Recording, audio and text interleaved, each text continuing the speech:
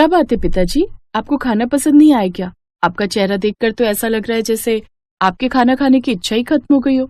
बात तो तुम्हारी एकदम सही है बहू, ये खाना देखकर तो मेरा मन ही हट गया, लेकिन इसमें तुम्हारी भी क्या गलती। तुम्हें आए हुए अभी जुम्मा जुम्मा 2 ही दिन तो हुए हैं। गलती तो तेरी सास शारदा की है। अब घर वालों की पसंद नापसंद बताने का काम तो इसका है ना, लेकिन अब तेरी सास को ही परवाह नहीं तो फिर तुझे क्या ही नाराजगी दिखानी। तो बाबूजी आप मुझे बताइए ना, आपके खाने ना खाने की जिम्मेदारी मेरी है।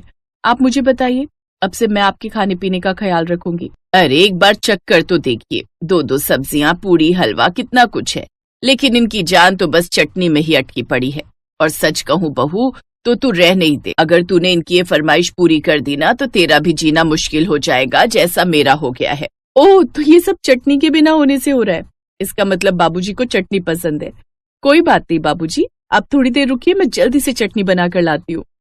कुछ ही देर में वो चटनी बना कर ले आती है। ये लीजिए बाबूजी, आपकी पसंद की चटनी। अब आप खाना खा लीजिए, फिर बताइए आपको खाना कैसा लगा। अब तू ये ना पूछे तो ही ठीक है बहू, सच में जैसी सास वैसी ही बहू ढूंढ कर लाई है। क्यों, ऐसा क्या हो गया बाबूजी? इस बूढ़े आदमी को एक चीज अपनी पसंद की मिल जाए तो इस बुढ़िया के सीने पर तो सांप लौटने लगते हैं। बुढ़िया होगी मेरी सौतन। ओफो बाबूजी, अब सस्पेंस मत रखिए और बताइए ना कहाँ कमी रह गई। मैं बताता हूँ सिमरन, कमी कहाँ है। दरअसल बाबूजी को मिक्सी में पीसी हुई चटनी नहीं, बल्कि सिलबट्टे पर पीसी हुई चटनी चाहिए। ओह, लेकिन बाबूजी सिलबट्टे पर तो मुझे चटनी पीसनी आती ही नहीं है। और इस बात से आखिर फर्क भी क्या पड़ता है कि चटनी कहाँ पीसी गई है? अरे मैं तो चटनी की शक्ल देखकर बता सकता हूँ कि चटनी मिक्सी में पीसी है या सिलबट्टे पर। तुम आजकल की जनरेशन भी ना, तुम्हें हर चीज मिनट में ही चाहिए, फिर चाहे वो 2 मिनट में बनने वाली मैगी हो या फिर 2 मिनट में मिक्सी में पीसने वाली चटनी। तुम आजकल के बच्चे मेहनत ही नहीं करना चाहते। अच्छा, ये तो आजकल के बच्चे हैं, लेकिन आप तो पुराने जमाने के हैं ना, फिर आपकी बाजुओं में तो ज्यादा ताकत होगी। ऐसा करो, तुम ही चटनी पीस कर बना लो। जब खुद सिलबट्टे पर चटनी पीसनी पड़ेगी ना, तब पता चलेगा कि कैसा लगता है सिलबट्टे पर चटनी पीसना।